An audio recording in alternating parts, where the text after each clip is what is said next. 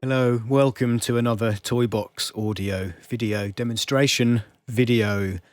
We will today look at the Tangle synth, which is a new release from Toybox Audio and is a curated collection of components from the Tangle pack, put together in such a way that you basically don't have to think about building a synthesizer. We have built you a synthesizer with some of the finest components from the Tangle pack.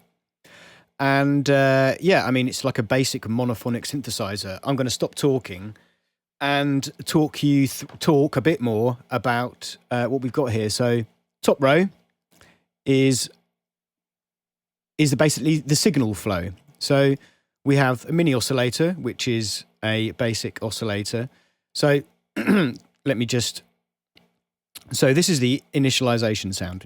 You open the thing, you get this out. So I'm just going to turn off unison and open the filter up so we can hear the oscillators in all their raw beauty.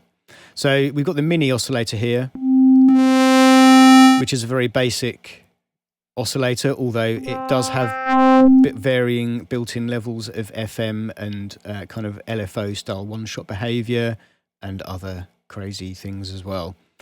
So it's not as mini as its name, but it's still it's powerful. It's powerful. That's oscillator 1. Oscillator 2 is the Tangle oscillator, which on the offset sounds like a normal oscillator. But if we switch this back to a sine and do the crazy thing that is this synth, you get cool noises out of it. That's the Tangle oscillator. That goes into the mixer here, which is the kind of third component along here. So this mixer receives the output from the mini oscillator, the Tangle oscillator, and also we have an aux input, and that is for another input. Obviously, we have the port here, and in the past I've found myself taking the bi output from the ramp generator when it's in key mapped mode. There's another video on the ramp generator which delves deeply into its power, so have a look at that if you're unsure what I'm talking about. But so we can have basically 3 oscillators in here, as well as a noise oscillator, which is always fun to have. Interesting thing about one of the less mealy-mouthed interesting things about these 2 oscillators is that they are FM paired. I don't know what the terminology is, but they basically feed back into each other. So you can quickly get chaotic depending on the waveforms you're choosing. So there's a lot of fun to be had, obviously, there, because we love FM as a principle. So here where are we? Okay, we've got the mixer. Here we are, 4 knobs. We've done the 4 knobs. Here we go into the filter. So let's get that making a more interesting noise. I see there were invisible patches here, either side of the oscillator circle icon thing that flicks you to the next shape, kind of in its whole, rather than kind of have to find it like that. So let's go to the saw, and what do we have here? We have a lovely filter with a number of different models you can select as the low band and high pass models, I believe. And it also has some notch and other fun stuff as well. What we've got here, there's various notches and what do we call them? Notches and inverse notches. The opposite of a notch is an inverse notch, obviously, and they're great for that kind of coolness. And at the end, I believe there is a comb filter, which does that kind of thing. You can it can be repurposed as a physically modelled kind of resonator thing. So you just ping that with a high resonance and you get some cool stuff out of that. Let's not delve or dwell too long on these things because we need to move swiftly on through the top row here. Unison it's a unison kind of super sawerizer. That you can have up to 5 voices. There's a chorus to kind of add a bit of modulation into the.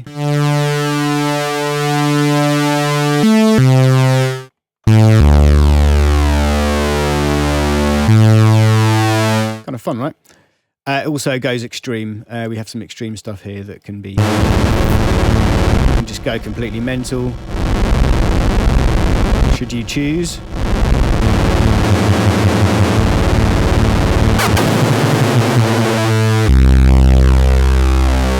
Anyway, there's kind of quite a lot of configuration fun in there. After that, we have the modulation effects, which is a set of standard modulation effects. You saw a chorus at the top there. We've got a dimension, that kind of standard. What was it? A Roland pedal, dimension D or C. Kind of a model of one of those. Some phasers.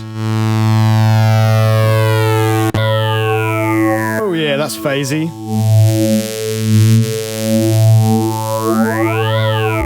And a few, I was going to say couple, there's in fact 3 flanges.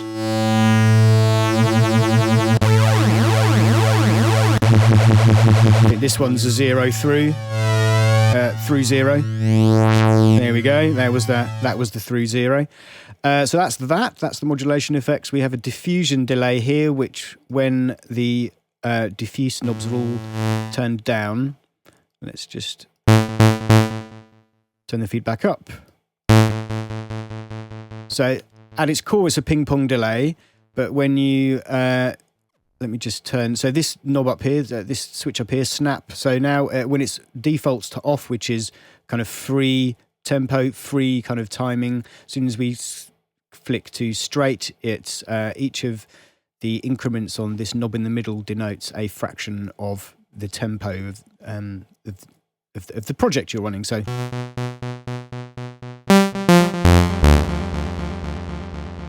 Obviously, there's nothing to compare the timing to, but I promise you, this is a time synced setting. And with these extra knobs, we can quickly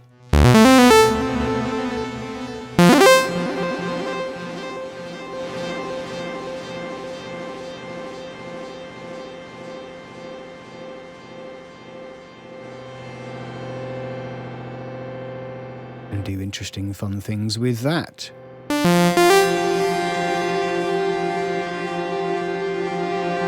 Which we won't spend hours doing. Also, we have a few kind of lo-fi settings in the back here that you can use to lower the quality of the feedback loop.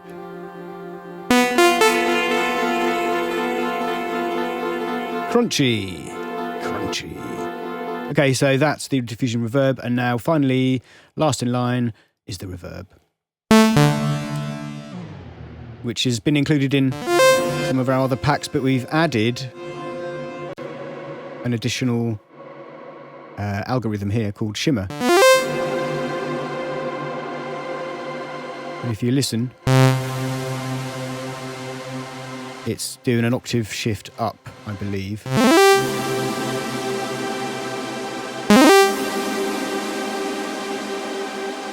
Yeah, you can definitely hear it shifting something up an octave and through that reverb line. So there you go. That's all the that's the oscillators and the following effects, the 5 effects after the oscillator. On the top row, that's what that is. On the bottom row here, we have the modulation sources, and we will see these over here quickly are the kind of global sources. So you've got velocity and modulation, wheel, aftertouch, and pitch bend, and we have a snapshots knob component here, which you can use to kind of store your own local presets. All it will store is knob positions, not cabling changes or anything like that. So very handy for kind of presets based on the same wiring. So first modulation topic is the modulation lane, and you will have seen this if you're a Toybox user in some of our other packs. It's a very powerful kind of lane. Modulation lane can be used as a sequencer, or just like this, like I'm about to do, which is to modulate the filter, for example. So let's. Very simple, does what you expect it to do.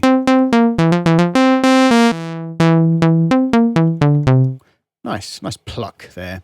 And this modulation lane has lots of power within itself. There are 3 lanes, syncable, kind of playback, looping, a few different modes, whether they're triggered manually or just constantly running in the background.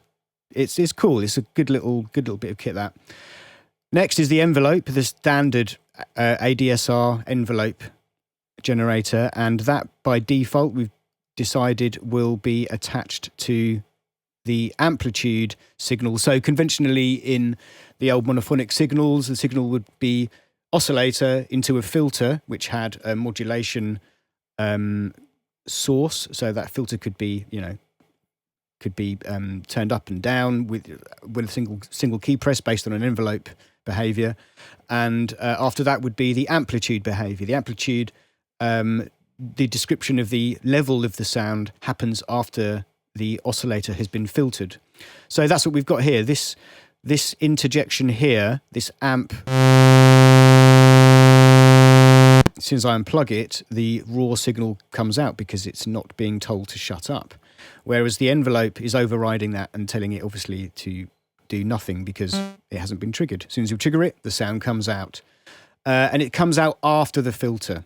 That's the important thing to remember, is this amp signal is post the filter.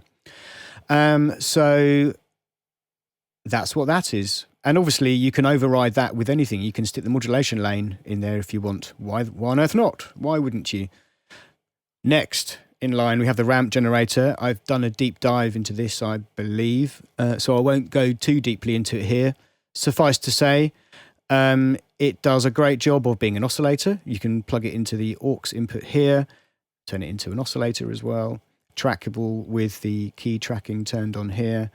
And it does a great job of just being an envelope generator. It's great. Without, obviously it doesn't have hold or kind of a sustained position, but it doesn't matter because it's another kind of, you just use the tools as you want to use them. So that's cool. We like that. Ramp generator is great. LFO this is a basic LFO with like kind of wavetable style selection of shapes that can have their speed changed and phase, pulse width and level altered. But the only thing again, this is a simplified kind of synthesizer. So all we're really seeing coming out of the LFO is the signal out, and that can be fed into anything here. Let's not get bogged down in listening to each of these sounds. Second LFO here is a more complex LFO. It's 4 LFOs that are all running at the same time, but the output of those LFOs is treated, and there's various different algorithms here that are described as to what we're doing with those, with the outputs of all those different LFOs. So ultimately you can create one massively complex signal just with a load of simple LFO shapes playing at different rates. Okay, that's the kind of principle behind that. Random is every time you press a note, a different value comes out. Great for doing random stuff. We love that. That's cool. Chaotic or chaos, I can't remember what the thing is called, but this device creates a chaotic signal that then you can use to control something else. And the chaos is derived from an algorithm here, and the outputs, I believe this output is just the top output, and the other output would be available when you look in the ensemble view. But for principles, we're keeping all this nice and simple. So the chaotic LFO has a number of different settings and speed and smoothing and the actual level of the output itself. Finally, we have like a meta knob, meta slider for, you can connect this up to multiple things and control multiple things with one slider, which you might want to do that because that's quite cool. I think that is the whole thing. We're not going to go deep into sound design. I just wanted to cover the basics of the synth itself. I think we've done that. So yes, I bid you farewell, and I insist you go off and make a noise you've never heard before, or On the other hand, a noise that you really, really love and you can't wait to hear again. Okay, thank you for listening. Goodbye.